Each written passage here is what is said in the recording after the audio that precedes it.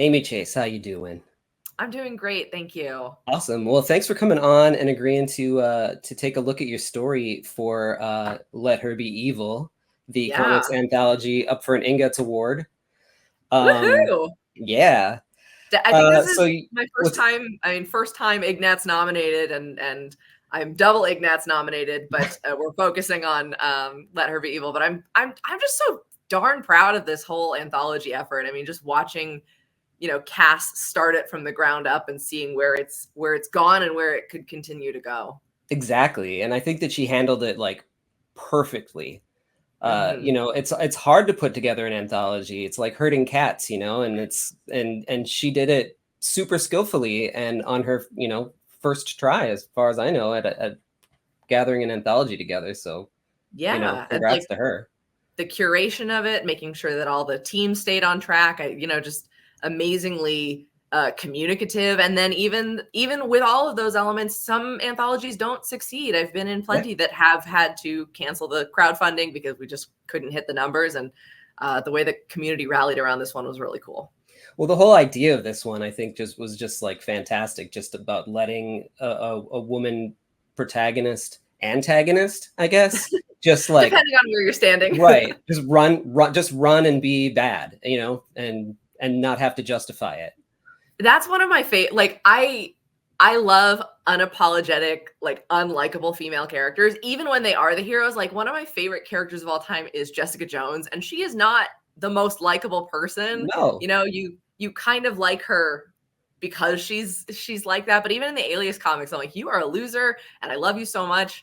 And my big obsession right now is Yellow Jackets, and I'm like, oh yeah, all of those women, complex, beautiful, terrible people, and I'm not excusing what they did, but I'd like to see more of it. right, exactly. Yeah, it's just good storytelling too, on top of it. Yeah. Let me try to feature this here. There we go. Nice. Crazy Hex Girlfriend. It's a great title, first of all. Thank you. Um, did you have this in your back pocket when you came up with the story, or did you come up with it like whole cloth from when you got the go ahead? So this was a little bit of column A, a little bit of column B. I had the Okay. character of Cerise the Witch Hmm. as a character, kind of just in my repertoire of like little OCs that I like to create and stuff, but like never do anything with. And I was like, maybe I could turn into a Dungeons and Dragons character someday.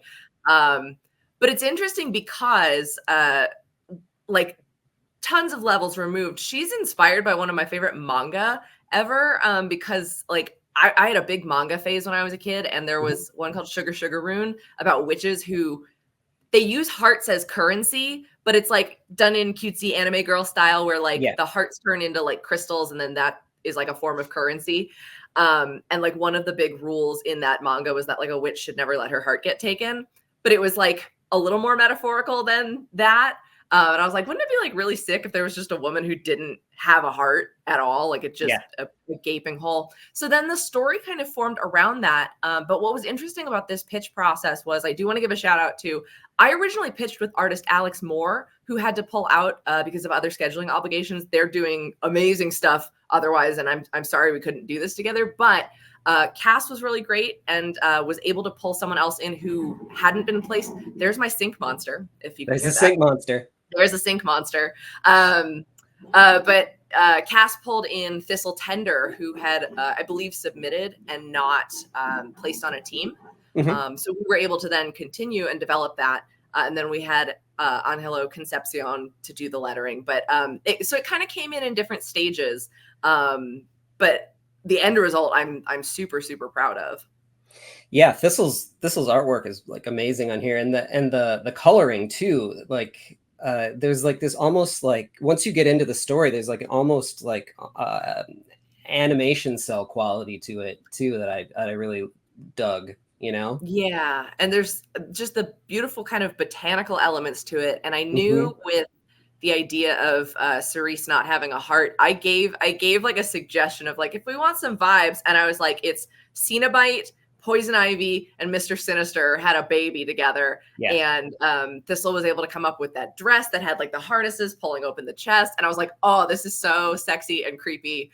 And so we kind of also needed our protagonist. I'll call the main character, our protagonist, Sure.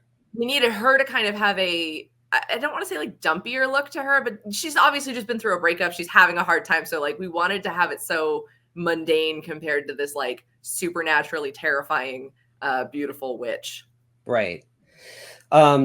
Let's look at the story a little bit. So it starts off like just super bright and, you know, botanical, like you said, like very green, you know, and these two characters find this house, and they talk about how, you know, it's where the heartless witch lives of Hunter Ridge. Love it. You're already like, so short stories are, you know, can be difficult, you know. You have just a few pages to get your point across, and you either have to have a twist in it at the end, or, you know, most of the time you do, and it has to be not obvious, or, you know, you have just this amount of time to develop this world, and it's so short. But already you've got this, you know, of you know, the heartless witch of Hunter's Ridge. Well, you know, the reader can fill in what Hunter's Ridge, now it's a real place to them, you know. It's just a good little touch, I think. Yeah, thank you so much. And I, you know, I love throwing in that detail of like, oh well, plenty of women get called heartless when they're just kind of, you know, yeah, you know, they have that attitude. It's like, no, actually there is a real witch. Yeah, actually, She's really heartless. literally doesn't have a heart. And so she goes up to the house. Her friend bails on her because she's like, I'm not checking this out. This is stupid. And when she opens the door, there's this, you know, attractive, not old, haggy woman sitting in there. You know, it's not your stereotypical, you know, old witch that has lived in this place since, you know, time in memoriam. And yeah, like look at these backgrounds with the color holds and the painterly quality to it. They did a really great job on that.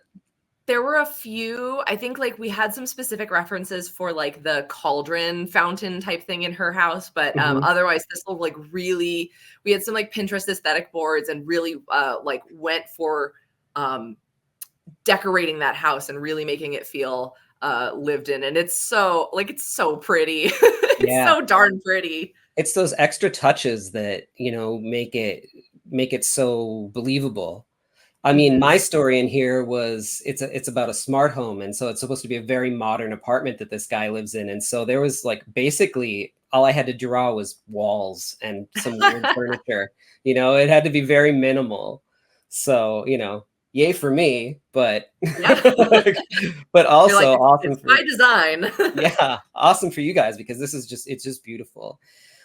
So this witch has this little like some sort of, I don't know, witchy tool. I don't know what you would call it. So actually those are called hagstones. And I don't know what cultures kind of consider, but if you ever go to like a beach and you find like a rock with a weird hole in it, people kind of believed like witches or fae could look through that and see things. And in this case, that's how she uses that to see the quality of the heart that she's inspecting. But yeah, those are actually called hagstones. So funny that you mentioned that she's not a crone herself, but I thought that was a fun little bit of lore. Yeah, totally.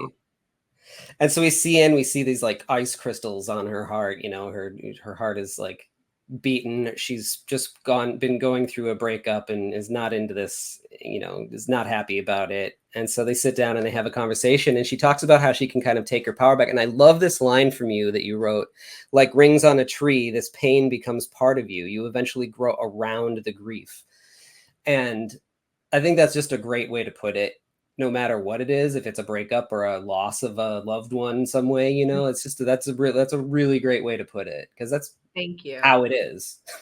Yeah. And I remember specifically that was a line that Cass and I workshopped a lot, because I was like, I really want like an earthen metaphor. And there's, you know, we wanted to make sure that the word economy was correct. So I think there were several different ways that one was worded. I can't remember them at this point, but I remember specifically Cass was really communicative about like making sure, especially because that's on a page turn and it's kind of the thesis for Cerise's motivation and explanation of why she does what she does. And so that one, I'm glad that it stands out, but I do much prefer that metaphor of like growing around grief rather than like, oh, time heals all wounds and it'll get smaller as you go on. It's like sometimes that really doesn't. No, yeah, exactly. I mean, that's exactly right. I thought that was like just a brilliant way to put it.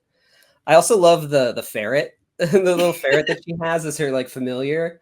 Yeah. Um, Great choice of Every animals. everyone needs a cute little companion. That's I don't I don't remember if the ferret's name is said in the script, but it's pronounced Brondie, and it means like twigs in French. So like her name is Cherry in French, and then Twigs. Just because I wanted to have some fun little. I don't know why she's French, and I kind of said it in the English countryside, and it's like we're all over the place. But yeah. yeah, I thought the animal companion was also a cute must add, and Thistle did a really great job giving her some personality as well in a couple other panels. That's another thing that I liked about this story is that you don't say like there's no caption on it saying like the English countryside or like that. There's like maybe two words in here that are like common British, slang. Hmm. And that's about all that you said about it, but you can tell like right away that that's what it is, that that's where we are. Thank you Um, again. Yeah, that's one of those. I think I've done a lot of short anthology pieces. I mhm. think the majority of them range between 4 to 8 pages, and so I like experimenting with again how much detail can you put in there without actually having to tell the audience that, so they can just absorb that as you go through. Yeah, and you trust your audience, and that Yeah. and that you let them kind of fill everything else in. And I think that those are the best stories, that aren't, spoon feeding it and treating the reader like an idiot. So basically, she kind of like coaxes her to want to get even with this ex-boyfriend of hers that is making her feel bad. Um, and says, you can do this, I don't have to do it. So she, gets the cauldron ready and she puts her hand in there and she can see her boyfriend, and that this is what it, come on, bruv, pass the ball. And like, not going to be playing, not too many people are playing footy in the States to begin with, but when you call them someone bruv, you immediately know where you're at. And then I just love this like ultra gruesome plucking of the actual heart out that she does, and not doesn't mean to do it, and then she pulls it into, pulls it through the cauldron into the reality. Yeah, that was again just like a, hey, please make this as chest burster as possible. Oh man. Um, and yeah, and Thistle did an amazing job with that. And one of the things again that it's hinted at in the story, but like I love the reason that Cerise makes her do this is because magic requires kind of intent, and your heart is probably the best organ of intent, with the feelings and emotions. And so Cerise has that layer removed where she's like, I need a heart to make this happen. And you have a heart that's already full of pain and anger. But I do like, oh my God, I forget my main character's name. I know her friend's name is Genevieve. Was this Elise? I don't remember her name. Oh, I think Um, it's been a so. hot minute since I wrote this. Right, I know, yeah. Maybe I'm Genevieve, right? I don't know if she says I think spells her her name name is actually. Elise. Oh my God, that's so embarrassing. But Ellie. anyways, Ellie. Ellie, that's Yep, right. yep. I was very close. Yeah, so again, she's like, I'm gonna have you catalyze your hatred and just like drawing out the dark power that you have. But I do like again that, and she literally does say this. Cerise is like, that blood's not on my hands, you Yeah, know? yeah, exactly. And so, she's the character that this whole book is like made for. She's the one who can just be bad for the sake of being bad. She's Yes. heartless, literally heartless. I love this shot where she's just like, where she, magically pulls the heart to her chest, and then she says, does this even have any magic in it?" As if, like certain hearts are full of magic that she can draw out of it, but others are not. And then, it doesn't, she plops it back out into her hand from her chest. It's just, I love it. Yeah. And then she has these, just this wall full of jars of like, horrible people. It's like fascist and crypto bro and cop. you And know? I will say that most of that, like 90% of those labels are Thistle's Is that design. right? I think I said comedian and like deadbeat husband in the Uh-huh. script. But I was like, please fill this out with as much as you want. And Yeah. so she took it and made it even funnier. Yeah. with that. Just very, very, again, a dark comedic moment to this. So good. So good. And then I even love just the end being spelt Yeah. in It web. just, that's one of those things where this whole story, again, you know, it was a character of mine that I wanted to bring into a world, but like everybody on the team and Angelo's lettering as well, just really clear, concise, and I love how well it stands out against those darker colors. But this one was a true team sport. Like those couple of lines that Cass keyed into and was like, these are really important. We need to go back and forth and just really make sure we get them to a spot that lands. I think even when she's putting the heart in her chest and she's like, does this have any magic in it? Cass and I worked on that delivery as well. And then Thistle just really filling the world and filling these shelves. I mean, that whole spread must have taken a while and is pretty gnarly. I mean, I don't know how many artists would want to sit there drawing that many anatomical hearts. Well, she got a little bit bored with it because there's some eyeballs in this one. Yes, that Gotta switch it up. she has to diversify her portfolio, I'm sure. Right. You're great at drawing hearts, but can you do eyeballs? And there's a snake in there too, and then Blondie is checking things out as well. Oh my gosh, it's so good. So much fun. I was really, really grateful to get to be a part of this. And I know that one of the things that Cass like really spoke about with this whole anthology is that the stories are not motivated. The evil women are not motivated by, you know, something bad a man did to them. Right. And this one does kind of toe the line with the motivation by a man, you know, is perpetrated on Ellie. But with Cerise, her motive is still mysterious. We don't know who stole her heart and why. And maybe she prefers it this way. I think she's having a lot of fun like that. Right. But I was glad we were able to kind of mishmash where it's not necessarily motivated by a man, but it kind of is. But, you know. It's once removed. Yeah.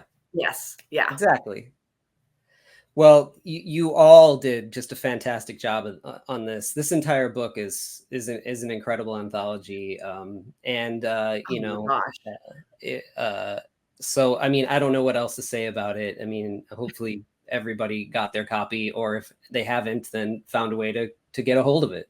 Yeah, you know, I think it's recent enough that Cass did just announce, I think the Zoop store, now that we've settled with the, you know, the contributor copies and the people who ordered directly from the crowdfunding campaign. I believe Zoop has some stock, so people can pick it up there. Otherwise, I would encourage everybody to keep an eye on all of the contributors because tons of us are going to conventions over the next, you know, couple months and such. I'm personally not this year, but I'm hoping to hit some SoCal stuff like WonderCon next spring.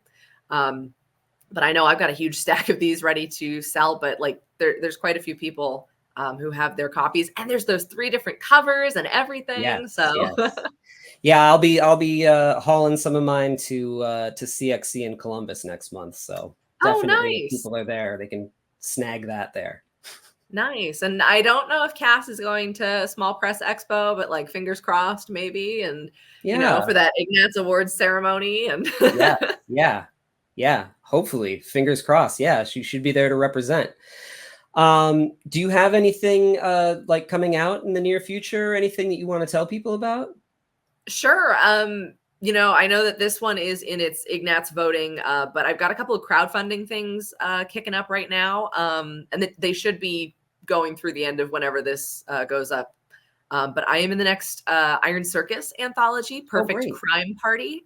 That one's really exciting. It's all about lighthearted heists and capers. And I'm paired with Tango, who is an amazing rising star, and Zenon Honchar and Noah Stevens. And we did a vampire heist story called Play It Again. Super fun. And we've got some interviews about that coming up. And then I'm in the next, the currently running Dauntless Stories anthology, Tell Them of Us. This is The Stories We Leave Behind. It is a speculative sci-fi anthology that is as if aliens have discovered a spaceship with the last recorded memories of humankind before the Earth succumbed to disasters of varying kinds, but namely climate disaster. And that one, I'm really grateful to Brent and Marcus for recruiting me for that anthology. I am paired with Matt Harding, who is also a fabulous artist. And they let me do a very personal story. It's called Stick to Your Guns, and it is about gun violence. This year was the 10th anniversary of a college shooting that I was unfortunately living through and was present for. And so I really wanted to kind of put some of my frustration into that story. So we did a 6-page sweeping history of humanity's commodification of violence, and why it would, contribute to our downfall. So Wow. that is on Kickstarter currently through September 8th. Great. I'll make sure to get links to that in the show notes too. So cool. Yeah, I'll send those to you. Thank you. fantastic. All right. Yeah. Well, thank you so much for coming on. Yeah, of course. If people want to keep in touch with me, I'm amythunderjam.com is my website. And then I'm still hanging on to Twitter, X. And I'm at If She Be Worthy, and that's where I'll post most of my stuff. All right, fantastic. I'll get all of that in the show notes too. Thank you so much. All right. Well, thanks so much, Amy, and we'll talk to you later. Yeah. Hope you guys all vote for the Anthology and the Ignatz. Heck yeah. All right. Later. Bye. Bye. Join my Patreon to see my work before anyone else, plus score physical sketchbooks, mini comics, and commissions delivered right to your door, and reading my new books, Something Seems Off and Three-Headed Pigman, as they are made. Go to my website to order original art, commissions, and my books, Lost Angels, Spectral: A Showcase of Fear, Chaotic Neutral, and more. Gray Matter Drip, The Art of Chris Anderson, is available now from Cosmic Lion Productions. Here are the upcoming conventions I'll be at the time of this recording. And don't forget to like, follow, and subscribe. It helps spread the word. Thanks.